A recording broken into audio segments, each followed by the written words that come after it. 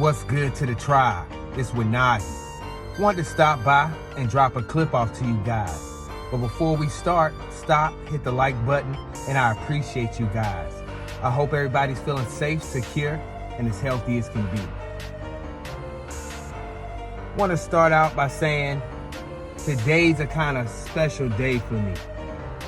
And people that know me know what today is. And I'm going to kind of leave it like that just because I want to leave personal. But today is definitely an awesome day. Granted, I've been up all night, working on the plantation, no sleep. I'm still going right now. But I hope everybody is having an awesome day today. But we're having this talk about immigrants coming in and about the wealth of our communities or our neighborhoods, because in fact we have no communities, so to say. This clip, she's breaking down why we are the way we are, why our wealth is the way it is. Like I say, if you don't know your past, you're bound to repeat. So like I'm saying, we just have to get better with this daily. It's not gonna be an overnight thing.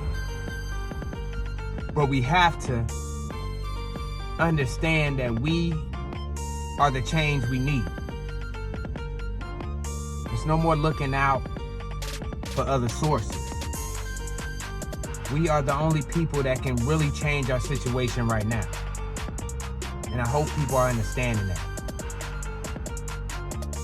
It's all good to be an American Indian or Aboriginal or FBA or B1 or whatever.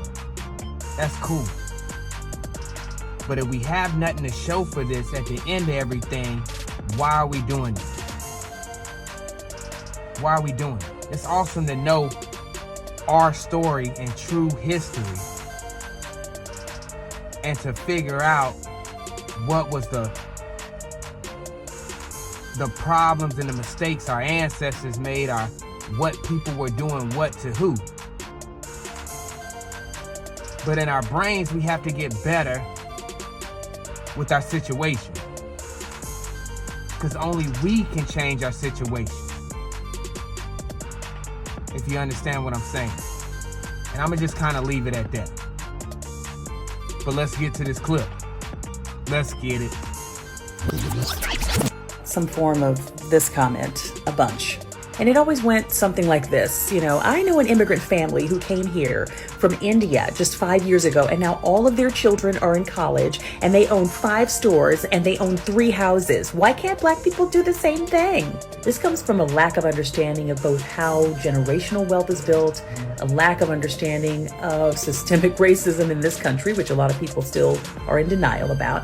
And it also comes from a lack of understanding of immigration policies in the United States. You're talking about a country that made it illegal to educate Black folks for generations, okay? Then when they made it legal for them to read and write, they were kind of left to their own devices. They were completely segregated from the rest of the population. They were treated like they had the plague and were quarantined from the rest of the population in this country, and therefore prevented from developing the generational skills that would allow them to build wealth. Not to mention the actual laws that were in place until the 60s that said they couldn't go to certain schools, they couldn't live in certain neighborhoods, they couldn't get certain bank loans. But then let's look at immigration in the United States. This is something most Americans are blissfully ignorant about. When most Americans think of immigration, they think of the refugee crisis at the southern border. Give me your tired, your poor, your huddled masses yearning to breathe free, Ellis Island and all of that. That has not been a governing policy for U.S. immigration in a long time. These days, it's more like, give me your doctors, give me your engineers, give me your titans of industry yearning to make a dime. So my degree is in international business and German studies, and I worked in the field of international relocation and repatriation for years. What most people don't realize is that to immigrate to the United States from a country that's overseas, that's a very difficult, arduous, and expensive process. you're going to be put on a waiting list for years. And even then, you're going to have to show that you have financial solvency. You're going to have to show that you have some sort of family support, and you're going to have to show that you have some sort of employment lined up when you get here. In other words, these are not poor people coming to the United States. They are people who are fairly wealthy in their country of origin. I had a lot of people ask me about Nigerians specifically. Well, what about Nigerians? It isn't about skin color, clearly, because they seem to be doing pretty well. If you've met any Nigerians in the United States, you know that, not to generalize, but they are often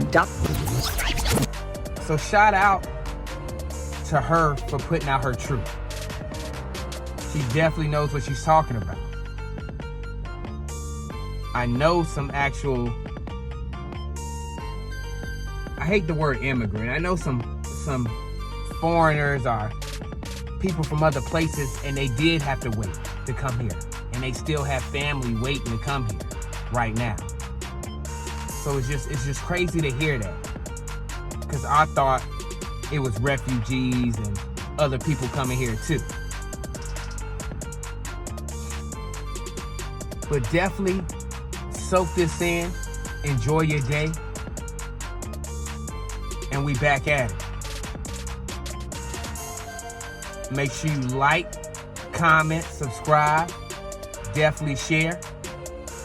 If you mess with me, definitely support the channel. And I love you guys. Feathers up, tribe up, wise up, rise up. Remember, Simi, no one here can know I am royalty. You must appear to be no different than the average man. I will not say a word.